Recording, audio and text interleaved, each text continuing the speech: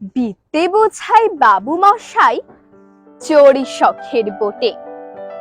মাঝিরে কন, বলতে পারিস সূর্যি কেন ওঠে, চাঁদটা কেন বাড়ে কমে, জোয়ার কেন আসে?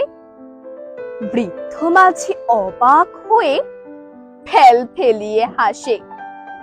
বাবু বলেন, সারা জনম মরলি রে তুই খাটি, জ্ঞান বিনা তোর জীবনটা যে চারি আনাই মাটি। খানিক বাদে কহেন বাবু, বলতো দেখি ভেবে, নদীর ধারা কেমনে আসে পাহাড় হতে নেবে? বলতো কেন লবণ পোড়া সাগর ভরা পানি? বৃদ্ধ মাঝি বলে, মশাই অত কি আর জানি।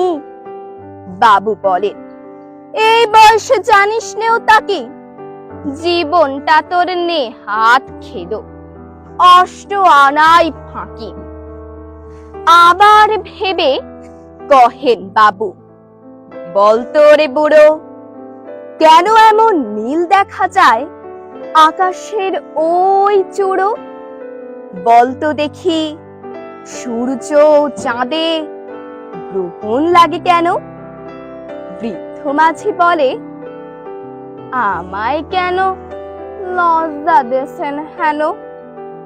বাবু বলেন, বলবো কি আর, বলবো তোরে কিটা, দেখছি এখন জীবনটা তোর 12 আনাই বৃথা। খানিক বাদে ঝড় উঠেছে, ঢেউ উঠেছে ফুলে, বাবু দেখেন নৌকো খানি ডুবলো বুঝি তুলে। মাঝিরে কন, এ কি আপদ, ওরে ও ভাই মাঝি, ডুবলো নাকি নৌকো এবার, মরবো নাকি আজি? মাঝি শুধায়, সাঁতার জানো? মাথা নাড়েন বাবু। মূর্খ মাঝি বলে, মশাই এখন কেন কাবু, বাঁচলে শেষে আমার কথা, হিসেব করো পিছে, তোমার দেখি জীবন খানা 16 আনাই মিছে।